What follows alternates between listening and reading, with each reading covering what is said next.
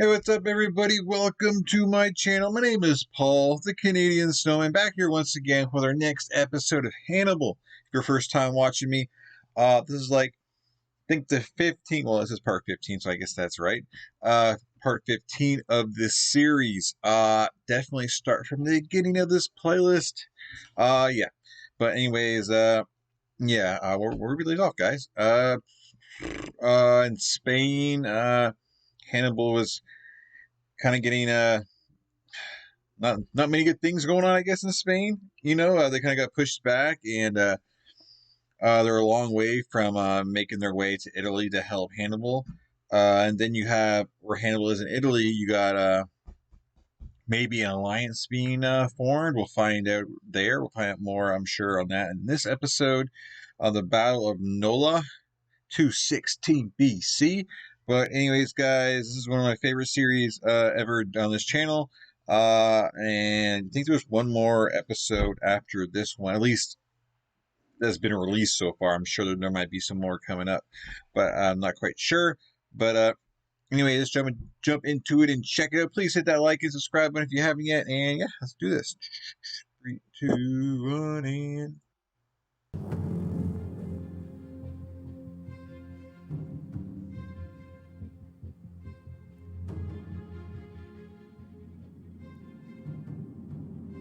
Cut off in Italy, Hannibal would yet again show his uncanny ability to adapt to an unfavorable situation. During his year-long trek across the Apennines and back, he dispersed a vast number of scouts. Gradually, this network of spies uncovered how Rome interacted with the region. Hannibal learned that a variety of treaties tied the communities of southern Italy to Rome, which acted as hegemon of this alliance, rather than a ruler. Rome counted on its allies to supply half of the manpower and material that were vital for the war effort. But most of these communities were non-Roman and didn't speak Latin, and some were becoming disaffected by the high-handed Romans. I didn't know this, so this is definitely new to me. Okay, so I guess Hannibal's going to try to exploit this, obviously to his advantage. And some were becoming disaffected by the high-handed Romans. This was the weak link that Hannibal needed. Continuing his policy of clemency towards non-Romans, he released up to 11,000 Italian captives back to their homes. Wow. This calculated move prompted a surge of defections. He would now have access to resources needed to create his own base of operations in southern Italy. Wow. Next, he dispatched his brother Mago to Bruttium, where he was to consolidate Carthaginian control, recruit new troops, gather war supplies, and subdue cities still loyal to Rome. Lastly, he released 10 Roman prisoners so they could arrange for the ransom for their 8,000 compatriots captured after the Battle of Cannae. They were escorted by Carthallo, another prominent cavalry commander. By including one of his own officers in the delegation, Hannibal intended to seek terms, declaring that his objective was not to destroy Rome, but to restore Carthaginian dominance over the western Mediterranean. After all, by contemporary standards, he was the victor. With Rome's hegemony over Italy and its very future in doubt, surely, he thought, they would see sense. He was wrong. Yep. This episode is brought to you by Man, I wish that he went after Rome, man. That'd be a cool battle to see on here. We're never going to see it, though. Yeah, I think if you squash Rome, that's it. I think, Rome is Rome. You take the city, then basically the war is over, right? I don't know. Anyways.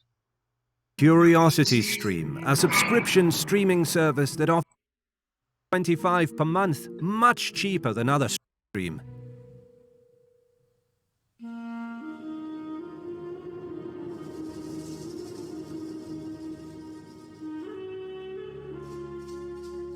The Roman Senate refused Carthallo entry into the city. What is more, they even refused to speak to the delegation of Roman soldiers. There would be no ransom. To so publicly doom the lives of 8,000 of your own troops in captivity was a show of determination that defied convention. Even the clever Hannibal must have been surprised by Rome's refusal to negotiate. Still, the Carthaginian general was in a position of strength, and his army remained unchallenged in Italy. It was reasonable to think that sustained pressure would eventually force the Romans to concede defeat, and now he was marching towards Campania to accept the defection of Capua, a city second only. So, I'm guessing they didn't kill. They didn't mention if they killed those thousands of soldiers. They didn't mention it, so I'm assuming they didn't. I figured they would have mentioned that there was some kind of massacre. Hannibal doesn't seem like the kind of person that would, I guess, slaughter him, but I don't know. To Rome in size and importance on the Italian peninsula. The powerful city wanted to secure its own regional supremacy for some time. Now they used Hannibal's growing presence in Italy as leverage to demand from Rome that one of the two consuls should always be selected from Capua. When their Roman allies refused, the Capuans had the pretext they needed to open the gates. Hannibal left a garrison to set up winter quarters in the city and resumed operations in Campania. Observing from Casilinum, Marcellus did not seek battle in the open and instead chose to shadow the Carthaginians. Although the Roman general did not realize it yet, Hannibal wanted to draw him and his army away from Casilinum, which threatened Capua's northern flank. The Carthaginian general stopped at Neapolis, recognizing the importance of its port, which could offer a safe haven for ships carrying reinforcements and supplies from Africa. However, the city's garrison was commanded by a Roman mayor and unlikely to defect. Since besieging a fortified coastal city without naval support was futile, the Carthaginian general did not waste any time.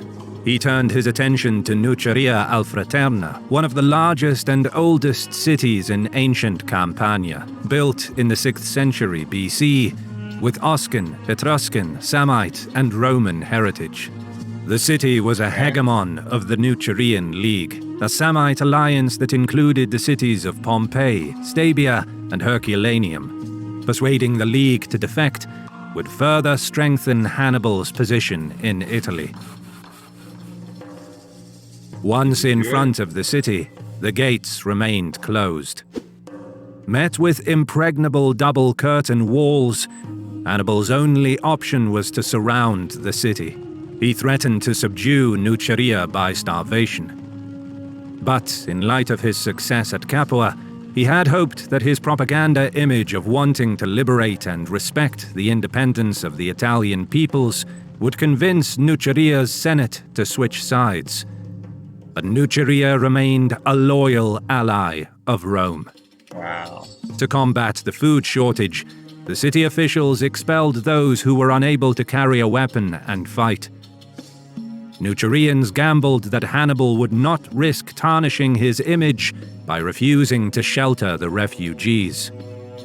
Really? The Carthaginian general understood their plan. Not for the first time, he would demonstrate his ruthlessness and cunning. Instead of accepting those expelled from the city, he mixed them with refugees from several surrounding settlements and forced them back inside the walls. Wow. In an instant, Nuceria's population doubled, the food stock quickly ran out, and the suffering began. Without hope of any help from the Romans, the Nucerian Senate opened negotiations. Wow, so when they push those people out the door, these ones that couldn't fight, they didn't decide to close the door behind them or they couldn't get back in, and then it seems like that would be the smart thing to do. I guess they didn't want to close the door on their own citizens, kind of thing. Interesting. And then obviously they had, I don't know, then didn't see how so many more people were coming in. I don't know. This seemed kind of odd that they let these people go and then there's twice as many come back in the gates. I wonder how that kind of played out. Just wondering. Hannibal gave safe passage to all inhabitants who took shelter in nearby towns, then allowed his troops to plunder. Before leaving, the Carthaginians methodically leveled the city to the ground. Wow. Our story begins at Bergdorf Goodman. That was smart though. Like, he's ruthless and all, but it wasn't like he just slaughtered themselves. He that was good. That's a good move. After the destruction of Nuceria, Hannibal turned his army towards Nola, a key Campanian city, due to rumors that the inhabitants were on the verge of revolting against Rome. Marcellus reached the city just in time and braced for the arrival of the Carthaginian general. Here we go. Both commanders deployed in battle formation. Marcellus arrayed his men with the walls and gates behind them. Hannibal launched a probing attack, hoping that the inhabitants will rise. I wonder if if Hannibal's this is something that can be used against them because there's no retreat. I mean, I guess they can retreat, but it'd be a small door. Like they can push them back. I don't know. I guess we'll find out. Once they heard that battle has commenced. Indeed, during the skirmish, a few panicked senators came outside to warn that the situation in the city was unstable. Marcellus was careful not to commit his men, and as soon as the skirmish ended, he withdrew behind the walls. Senators of Nola, firmly in favor of keeping the alliance with Rome, now explained that the people were in favor of Hannibal, in part out of fear that he would devastate their fields around the city and cause a famine. Furthermore, it was uncovered that there had been nocturnal talks between the inhabitants and the Carthaginians.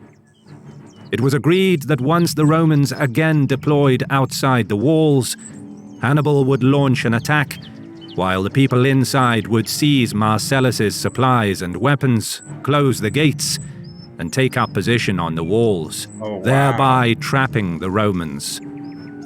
Marcellus thanked the senators for informing him. Before the city could revolt, the Roman general divided his army into 3. Each contingent was ordered to deploy in complete silence behind the 3 gates facing the enemy. The baggage train was told to stay close to the army. His best infantry and the Roman cavalry were to deploy behind the central gate. To guard the side and rear doors, he redeployed the recruits and velites from the walls and towers and added the allied cavalry. In addition, Marcellus forbade the inhabitants from approaching the walls and gates, and the Roman headquarters in the center of the city was strengthened. After a long wait, it seemed strange to Hannibal that the Romans did not deploy in front of the central gate. But that was super smart. You got to cover all your entrances here, so you don't allow Hannibal to sneak in there. So that's definitely very smart. I'm definitely curious to see how this plays out, though. And that there were no troops manning the walls. Suspecting that his secret talks with the people of Nola were uncovered, he advanced forward. The plan was to attack the central gate, as Hannibal was convinced that the Nolans would rise once battle commenced. As the Carthaginians moved in a loose formation, the Roman trumpets sounded off. A loud clamor arose as Marcellus's men came rushing out of the 3 gates. The Romans forewent forming in battle formation and instead pressed forward. What the maneuver lacked in sophistication, it made up for with surprise. At first, the Carthaginian center was in trouble, unable to react to the rapid attack. But Hannibal was soon able to stabilize the line.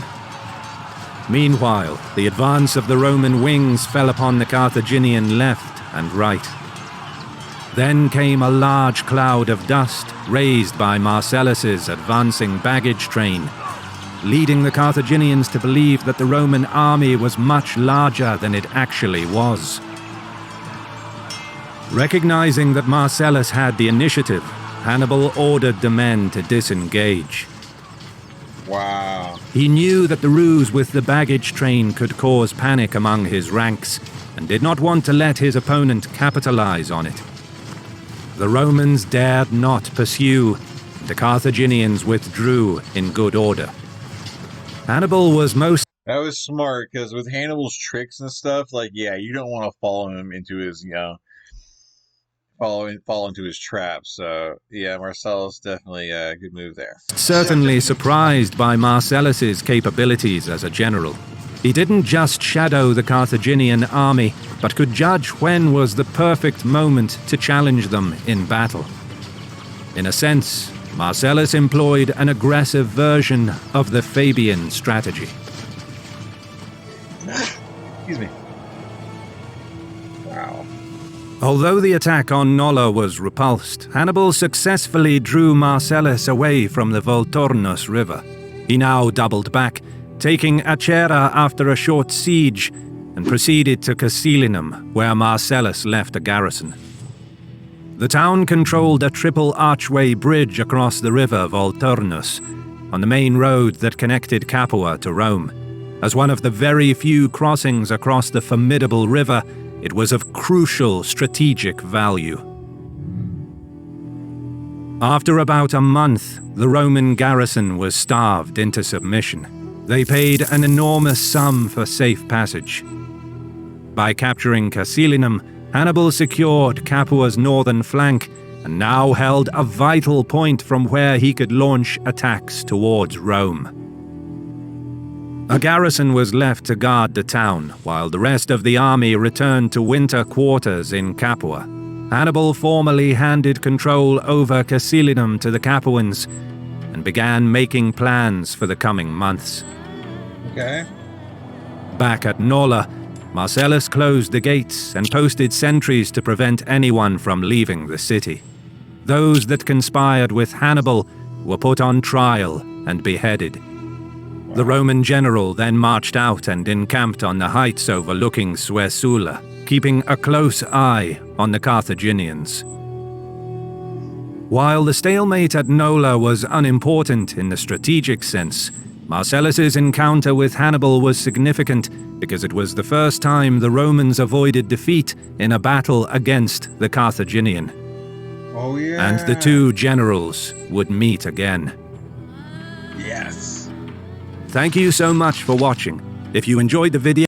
I didn't think about that. Yeah, like, only time I think Hannibal's forces ever lost is when, like, Hannibal wasn't there, right? So, like, wow, yeah, that's definitely, like, instead of just losing, a stalemate, it's better than losing, right? So you're improving. So, there's hope there, for Rome, so very interesting. Not much to the episode when you come in terms of battle or nothing, they came in together and, Hannibal backed off, but, he gained some vital, land and territory, which we'll find out in the next episode, how big that was. So yeah, looking forward to the next episode and seeing hopefully a more like interactive battle and stuff like that. I found like this episode was more of moving the pieces towards a bigger battle kind of thing, right? But anyways, guys, please hit that like and subscribe button. Let me know your thoughts below, what you kind of thought about this episode, and yeah, catch you guys in the next Hannibal episode. So glad to be back to this, and so glad to be back to History March. Amazing channel. Coming back, I forgot how great this channel was, and just the voice acting, the visuals, and a little bit of humor in there. So definitely great stuff. Peace. Catch you guys in future videos. I am out.